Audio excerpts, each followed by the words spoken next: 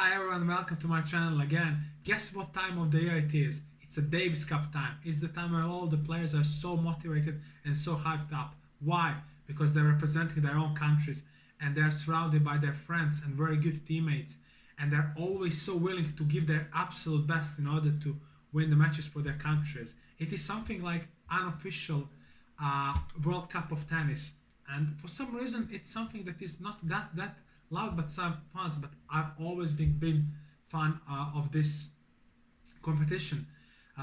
Some people can say that it got ruined because of some changes and the atmosphere is not that warm anymore.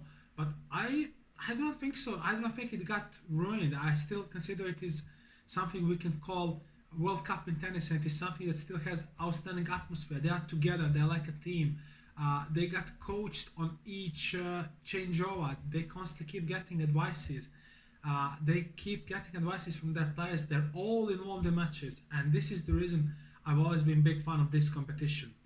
Let's kick off this video, and I'm gonna tell you what happened today. Today, Finland made another historic achievement.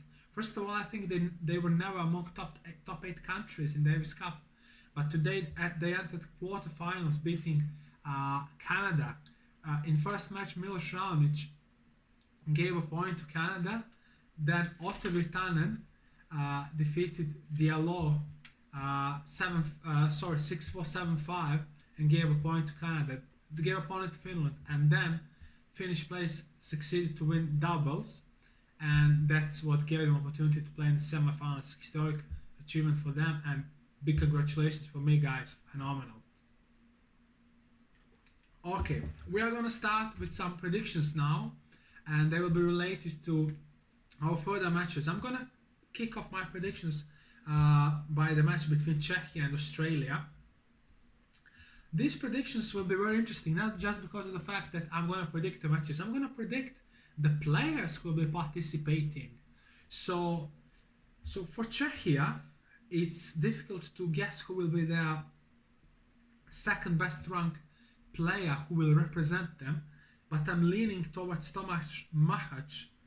Although Jakub Menšing has had an excellent season, he won 31 out of 50 matches, and he won 3 out of 4 matches on ATP Tour, while Tomáš Machac won 35 out of 56 matches and played very well in Stockholm and won one challenger in France, and after that played one final of one challenger also in France. Prove me wrong, guys, not 100% sure. Speaking about second best ranked player of Australia, who will be sent to the court by their legendary former player and current captain Leighton Hewitt, we have a discussion between Alexei Popyrin, Jordan Thompson, and Max Purcell. So Popyrin is current world number 41, 26 matches, lost 22 of them, 3 losses in a row, which may be a bad sign. On the other hand, Purcell is currently world number 45, 44 victories, 27 matches, although not that great on an ATP level, 10 victories and 20 losses. But we can't not to consider the fact that it's been his breakout season. And then we have Jordan Thompson, 35 victories, 25 defeats, and he's the guy who's been playing the best tennis in last 2 months or so. Defeated Zverev in Tokyo, played quarterfinals of Chengdu, and who knows what would happen there if he hadn't had his lower back against Roman Safiullin. So all these players are good on a hard court, despite the fact that I'm really not sure who will be sent to the court by team captain, I'm leaning a bit towards Jordan Thompson. Although I won't be very surprised if Hewitt sends either Purcell or Popyrin on a court. Popyrin also had a good season, do not forget it, guys. Won ATP tournament in Numag and played very good on clay, which is big surprise in my eyes. And speaking about Czechia, I'm leaning towards Tomáš Machac, and it's and that's what that's what I think. Later Hewitt will think as well. You know, I hope you understand what I want to say. And who will be a bad matchup for him? Uh, maybe maybe Jordan Thompson, because of the fact that surface is not that bouncy over here, but still pretty fast, just slightly slower than the one in Turin. So yeah, he may avoid long rallies against Thomas Machac. Although if Thomas Machac turns his wall mode on, he may give him a lot of problems. And one of his strengths is the fact that he can change the rhythm very well. I'm speaking about Thomas Machac. He can go into his wall mode, defend very well, be very consistent, but he can also attack. Do not forget what kind of troubles he gave Novak when they played in Dubai. He also beat Wawrinka. He is an experienced player. So yeah, that's why I'm like 70 to 30 towards him to Menchik when it comes to second best ranked player of Czechia who will be sent to court. The second match will be between Lehečka and Deminaur. I'm like 99% sure, guys. So Lehečka is currently number 31 and Deminaur is currently number 12. Lehečka won 34 out of 59 matches this season, and which is pretty good. While Deminaur also had a phenomenal season. Final Montreal beat Medvedev once this season. So yeah, also played fourth round of Australian Open where he lost to Novak. Novak literally demolished him in that match. But still, very good season, and he will be definitely sent to court by Leighton Hewitt. Speaking about the, so it's interesting that they never played before. So yeah, but no, I'm still pretty sure that both teams have already done pretty good scouting, and although they never played against each other, they know what kind of player the opponent is. So I'm going to start with the surface itself. I think the surface may favor Jiri Lehečka because he has that boom, boom, boom style of play where he hits the ball very hard. On another hand, as you know, guys, Alex de Minaur also likes fast courts. Maybe not the ones that are this fast, despite the fact that he plays very good on grass as well. He's like a wall. He likes getting a fast ball and then change the direction of the ball, keep playing, you know, how to say, use some accurate shots that are average speed, but still enough to give some damage to his opponent, considering the fact that the surface itself is slow. Difficult one to predict. I'm leaning towards de Minaur, mostly because of the fact that he's an experienced player in this match, and because of the fact that Lehečka lost last 4 out of 5 matches.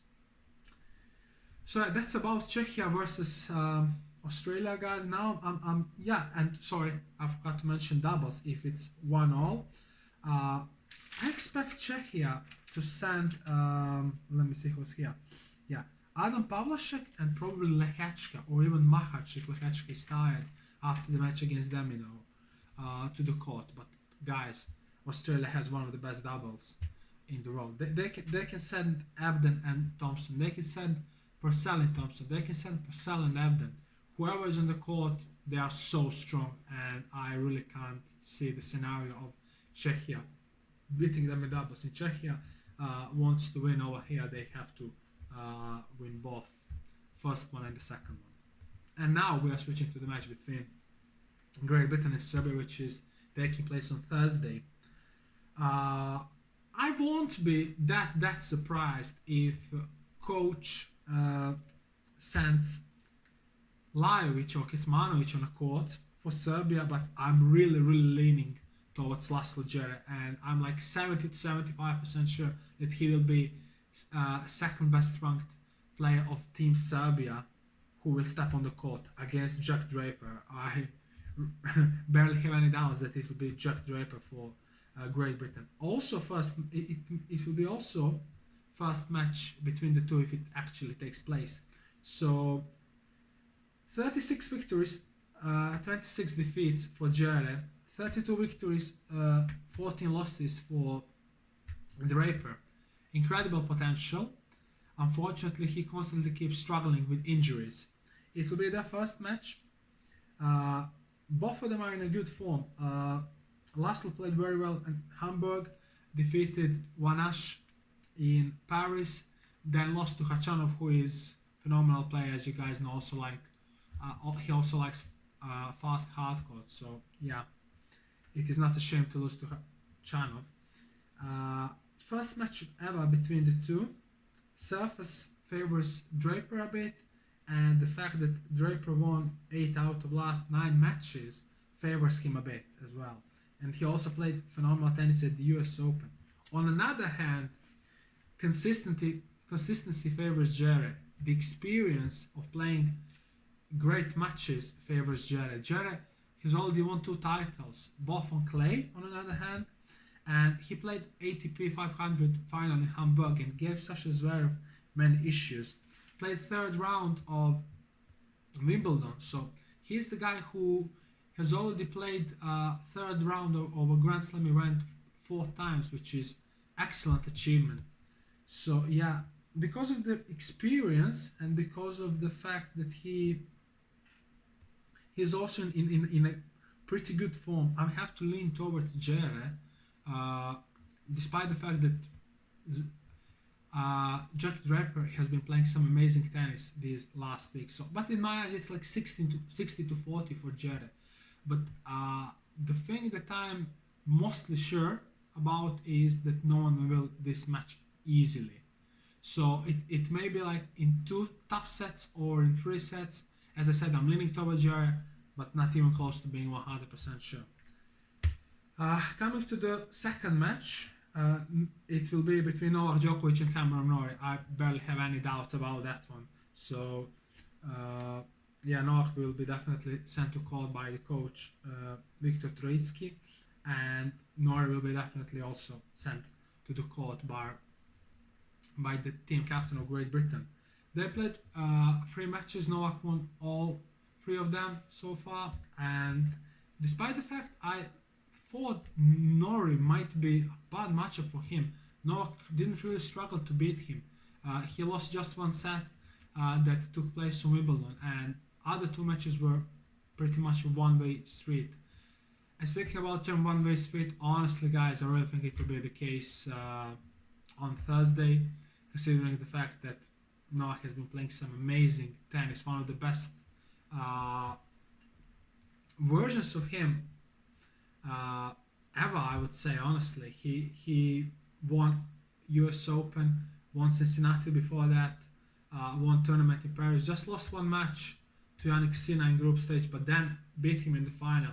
And do not forget the fact that he beat Sinner and Alcaraz, giving them 11 games in total. So despite the fact that Cameron Norrie is one of very few extremely consistent players, I really can't see him giving Novak any trouble. So yeah, I genuinely believe Novak will this one easily in 2 sets.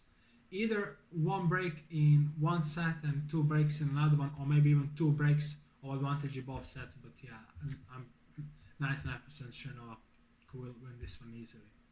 Now we are coming to our third match between Italy and Netherlands. One of the questions is, yeah, just before starting with Italy and Netherlands, I would just like to say if doubles take place, I really believe Great Britain will be a big favorite, considering the fact that they have Joe Salisbury and Nils Skupski. There's no Nikola Čačić for Team Serbia. We expect to see Kecmanovic and Djokovic in their doubles team. That's what Viktor Troitsky announced, but despite the fact that they have been functioning pretty well, they barely have any chances against Joe Salisbury and Nils Skupski, who are very experienced players. Although I really have to say that I believe that Serbia will win both the first match and the second match. And now we're finally switching to the match between Italy and Netherlands. It's kind of a question who will represent Italy in their first match as a second-ranked player, either Musetti or Matteo Arnaldi. Musetti has been having a pretty good season, won 32 out of 60 matches, but he's not in a great form. On last 5 tournaments, he has 1 victory and 5 defeats. While Arnaldo has kind of a better record, but the reason I really think Musetti will be sent on a court is the fact that he has much more experience. When you pay attention to their dates of birth, Musetti is just 1 year older, but Musetti is the one who played big matches. Musetti is the one who has already played against Djokovic, against Medvedev, against Alcaraz, played 4th round of a Grand Slam event. So yeah, when it matters, you want to send the guy who will not have any jitters because of the magnitude of the match. So I believe Italy will send Musetti. And I'm like 90% sure that the Netherlands will send Botic on the Zandschulp, who has had kind of an average season, won 22 out of 47 matches. But he likes this kind of a surface. He has big forehand and pretty big serve, but he can also be very consistent as well. And I really believe that surface favors him. That's what I wrote here in my notes. On another hand, Musetti is much more a clay court expert, but he may have that style that Botic on the Zandschulp doesn't like that much. Changes over rhythm, he's in position to stretch the opponent around the court. Yeah, difficult one to predict, very difficult, Maybe pure quality favors Musetti a bit, although current form favors Botic because of the fact he played pretty well in Basel and Paris, where he reached 3rd round of the tournament. So yeah, this one is 50-50, guys. Also, not sure who will win this one, but I'm pretty sure no one will win this one easily. And now we are coming to second match of this Davis Cup quarterfinals. And guys, yeah, we can be almost 100% sure that in the second match we will be watching Jannik Sinner versus Talon Griekspoor. Both of them had their best seasons of their careers. Griekspoor won 36 out of his 59 matches of the season. Sinner won 61 matches, lost just 15. Yeah, guys, I'm saying just 15. When you play 76 matches, losing only 15 of them is phenomenal achievement. Both of them in a great form, honestly, both of them in a great form. Griekspoor played quarterfinals of Stockholm and Basel, and round 3 of Paris. Don't forget that he won 2 titles this year. Started the year as world number 65, now he's world number 23. Likes fast hard courts, has big serve, has big forehand. Backhand maybe a bit shaky, but he has great net game. Likes to be front-footed. Yeah, maybe a guy who is kind of a bad matchup for Sinner. Although, speaking about Jannik Sinner, the guy is phenomenal. Literally won 10 matches in a row before losing the final of Turin against Novak Djokovic, where the magnitude of the match definitely took place, and he wasn't at his best. When he is at his best, he is absolute beast. He defeated Alcaraz in Beijing in such a dominant fashion, defeated Djokovic, and ended his streak of 18 wins in a row. It is phenomenal. Was pretty much dominant throughout the tournament in Turin until he faced Novak again in the final. I do not need to speak a lot about his game. Also a guy who enjoys being front-footed, hits the ball very well, enjoys big matches, he's calm, he's always motivated, and he's another guy who's very motivated when he needs to play for his country. So yeah, I'm really leaning towards him, like 80 to 20 or 85 to 15. And yeah, I believe he will win this one in 2 sets. Maybe he will not smash Griekspoor, but yeah, I do not see him staying on a court more than like hour and a half or hour and 40 minutes.